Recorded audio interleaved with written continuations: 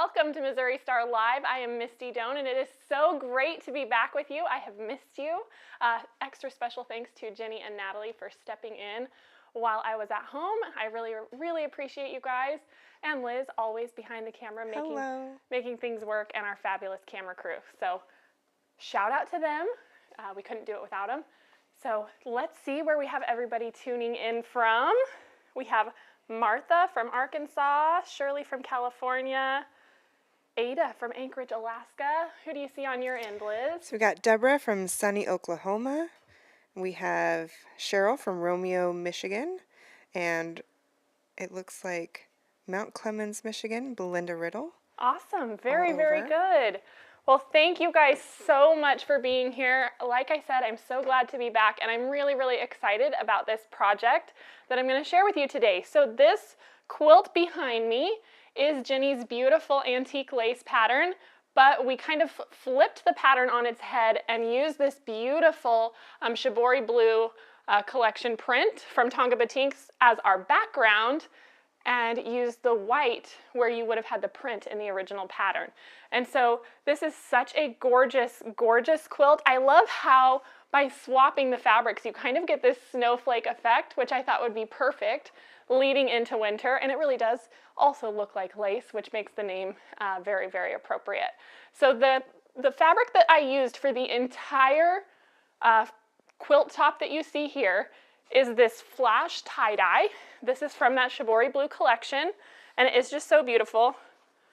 We'll just open it up so you can get a nice view. And it's so neat how much movement you get when you cut that up. Exactly. You get so much different looks out of the same yardage.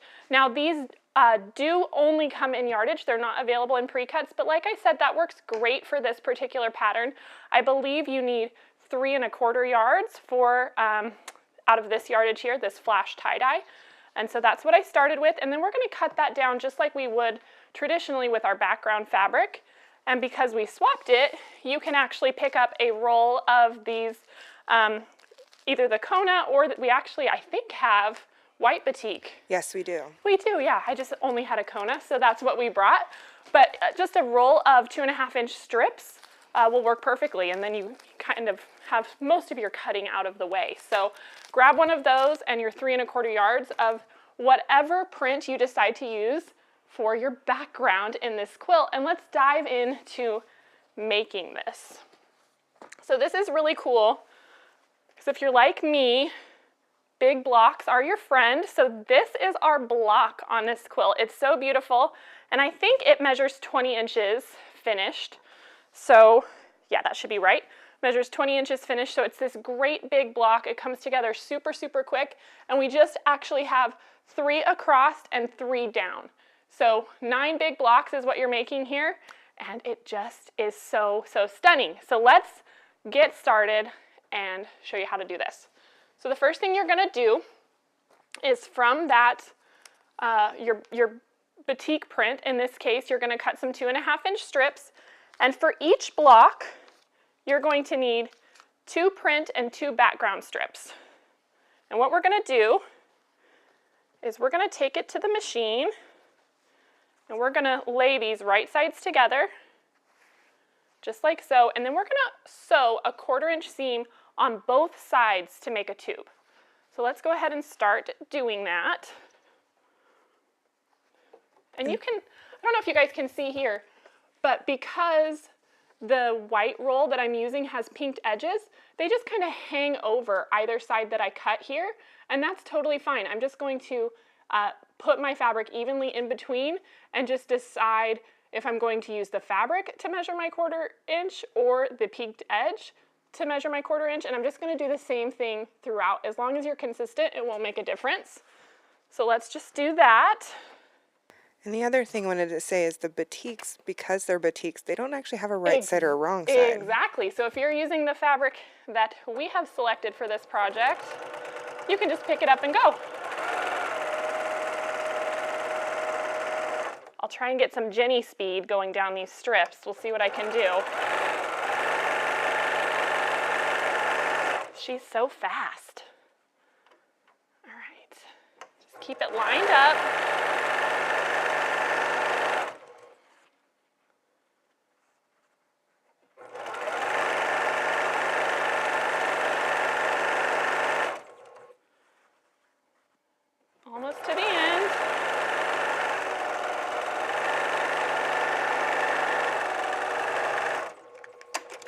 Now we're going to go back down the other side.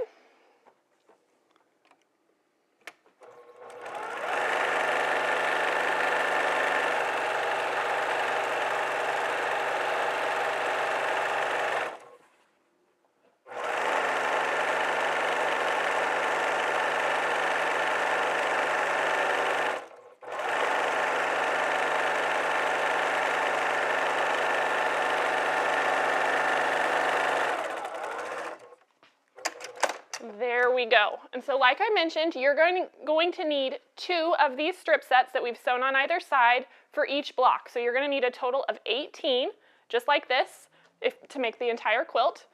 And so now we're going to take this, and I'm going to actually turn this over to the white side so that you can see what I'm doing.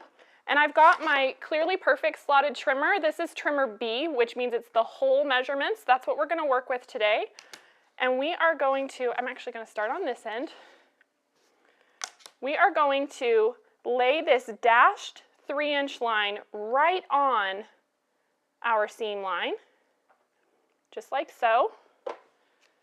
And we're going to cut and cut.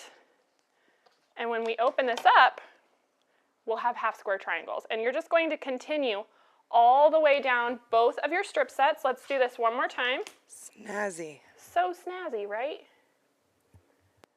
And it works just perfect for this. Just like I said, make sure you're lining that dashed line up on your stitch line, and then these will come out exactly the same size for you.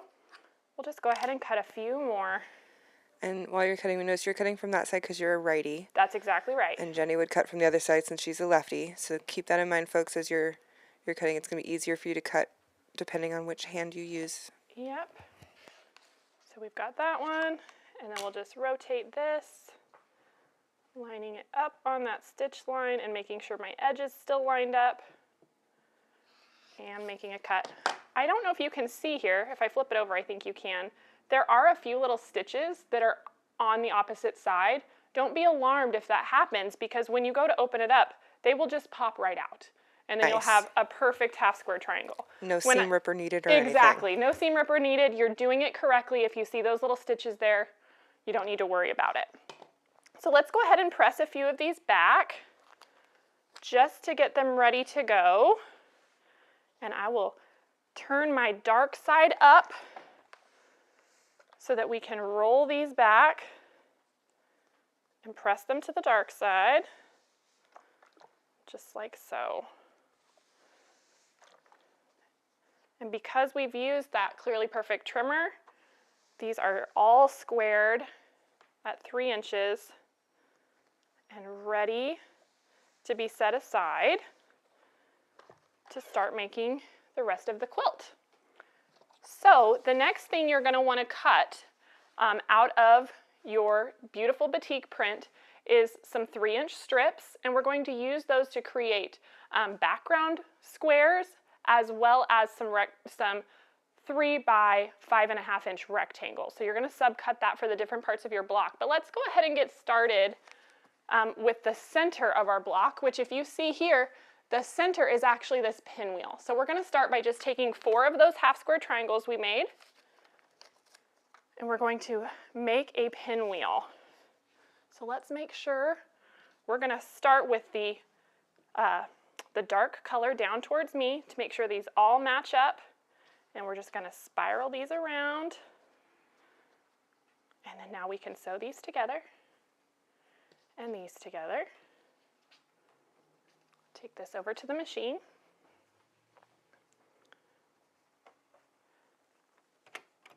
I love blocks like this where you kind of get to create different elements in each section. So we'll start with this pinwheel. And this pinwheel is just from the half square triangles we just made. Exactly. And we were using the Clearly Perfect slotted trimmer B. Yep, that's exactly right. And we are measuring them at 3 inches. So our half square triangles will come out exactly 3 inches. So now you can see here, I've got each half of my pinwheel. You could take this and press it. I'm just going to lay this right sides together and make sure my seams nest and go ahead and sew down.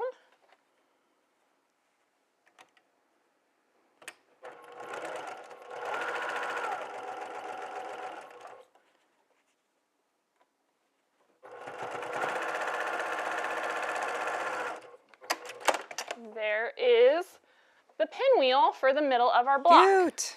That one is ready to go. So I'm going to go ahead and give that a press. And now we can set this aside for now.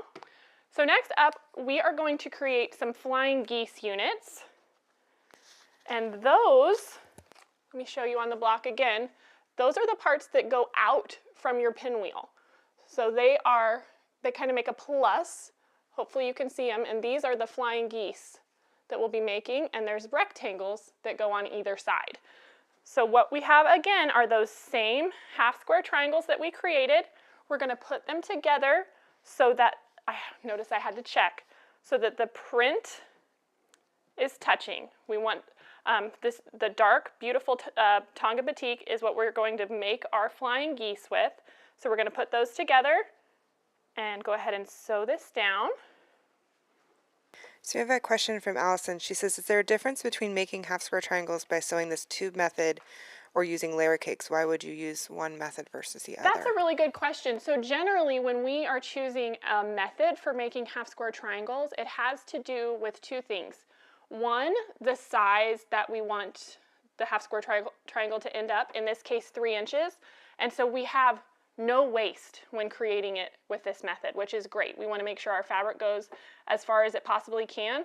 And the other is, which fabric do we have on hand, right? So for this particular one, it's designed using 2.5-inch strips. So this method works beautifully for this. You could absolutely make your half square triangles with any of the methods that you choose. Just keep in mind you might have to trim it down to make it the size that you need it to be. That's a great question though. Okay, so we've sewed those together. Go ahead and press that. And we've got this flying geese unit. And now what we're going to do is we're going to add a 3 by 5.5-inch rectangle on the top and bottom of that flying geese unit. So let's go ahead and do that.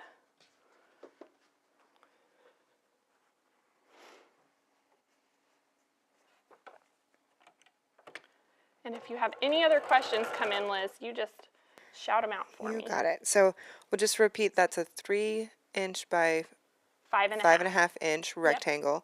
Yep. And you're going to sew one of those to either side. Yep. And so you've cut that from that yardage that you've used for the batik. So originally in the pattern it called for a background fabric, and then what we've done is switched it so the background fabric is actually our print. Exactly. So you have to kind of flip everything on its head in the pattern. And since I was at home, Carol from our awesome sewing team here at Missouri Star helped me finish this project.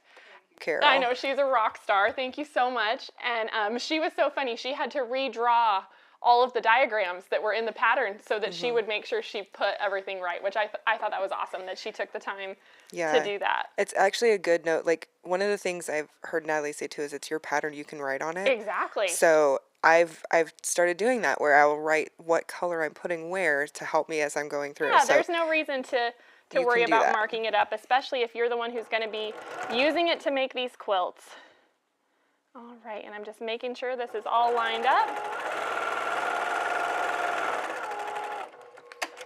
There we go. And so this is how the unit actually looks. So we've got that flying geese in the middle. We can press these back, roll to the dark side, keep our seam in the dark fabrics. And let me show you where this fits in. You can see right here, again, here's that pinwheel that we started with. And this is just going to sit like a plus all the way around it. So you're going to make 4 of these. I've got the other ones ready to go. And here's our pinwheel, and our flying geese is pointing in towards the center. Right. Just like that, okay? And so next up, we're gonna call these 9-patch units in these 4 corners. It's gonna be kind of tricky to see with all the half square triangles, but I'll show you how we did it. And folks are asking about this fabric. We have, if you look in the description for this video, there are links to our supplies list. You can get this exact fabric if you'd like to use the Shibori blue. It's so beautiful. And this particular print that I used for the front is called the flash tie-dye. It is just gorgeous. Super, super pretty. And then if you would like to try in other colors, we can't wait to see what I you do know, with please this. share with me because, like I said, once this was all done, I loved this collection from Tonga Batiks, and so I just wanted to make it out of that. And once it was complete, I was like, it looks like snowflakes. It's perfect for winter.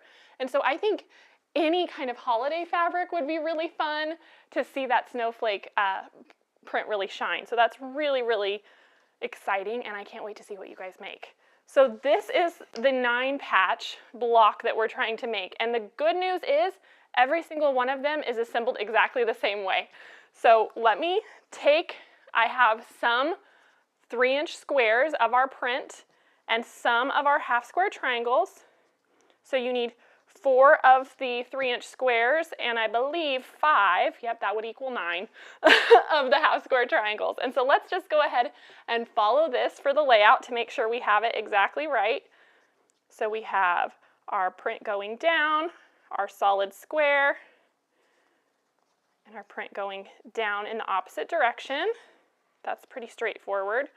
Then we'll put this guy in the middle and our solid squares. Can you guys still see this okay? Okay, very good.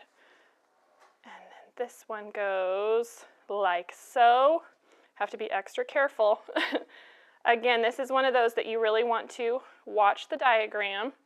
So this is the layout that we're going for. So I'm going to start by laying these over, and I'm going to take these to the machine. Just sew a 1/4 inch down.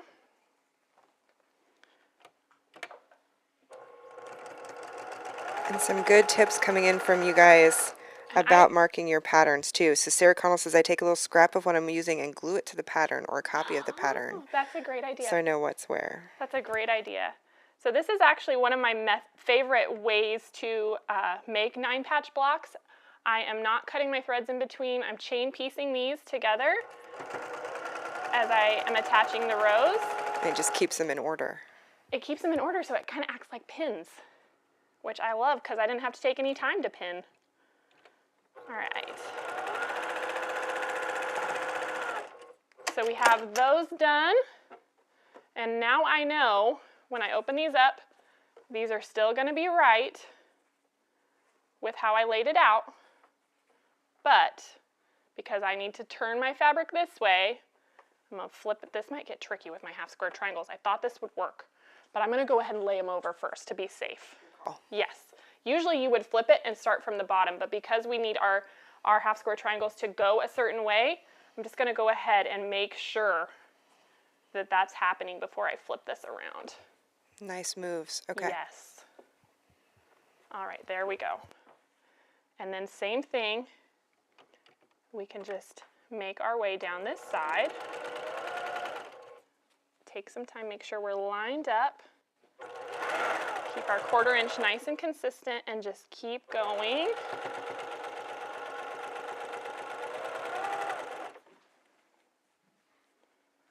And last row.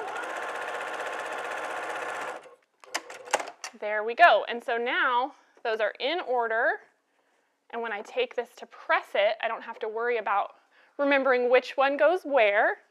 So let me move some of my junk out of the way here. And this is one where I do like to make sure that I'm pressing the top and bottom the same way and the middle one, you know, the opposite so that those will nest. And so my middle, it looks like those want to roll out, so I'm just going to let it do that.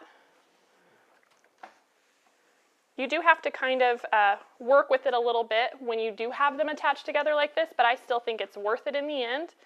And then I'm going to roll my top and bottom to the center. Don't pull too much, just make sure you're getting those seams where you want them to go. Right, so you're not tugging it, you're just kind of holding it. Yep, just holding it up. I know sometimes that can look deceiving on camera, but I'm not yanking on it, I promise. All right, there we go. And so now those are all pressed the way I want them to go, and so I can just take this and lay this one over, and my seams nest beautifully. And we'll just finish sewing this block together.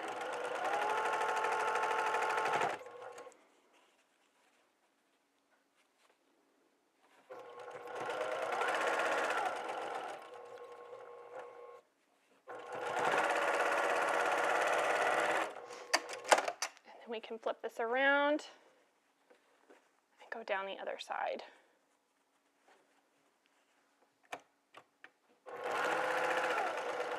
And Misty, while you love this chain piecing, if that's not your jam, you can totally sew it the way you would sew a 9-patch. Exactly. No big deal.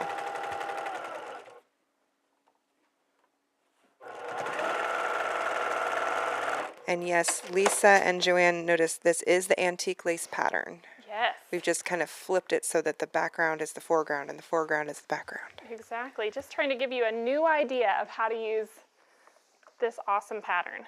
And so now we have pressed this, and now I just need to make sure it matches all my other blocks, which it does.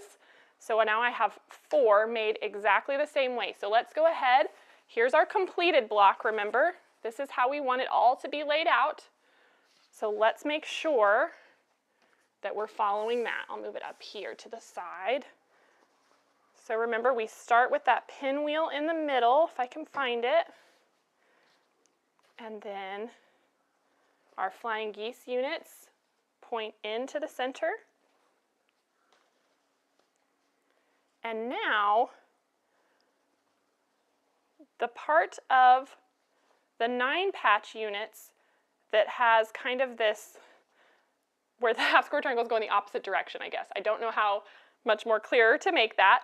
Those sections point down in this top corner and down here, and then they stay down on this part. So those are always down and towards you, and that creates this kind of beautiful burst in the middle and gives you this beautiful giant block. Isn't this such a fun quilt to make? So pretty. I love it so much. And so as you can see here, we just set these right together. There's no sashing at all in between it.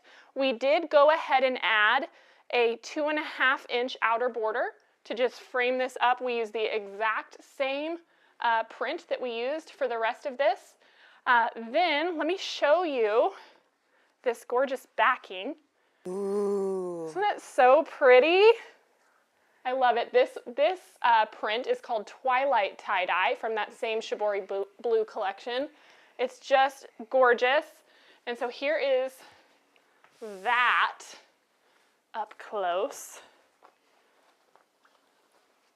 Isn't this so pretty? That's so neat. It's so pretty. I love it.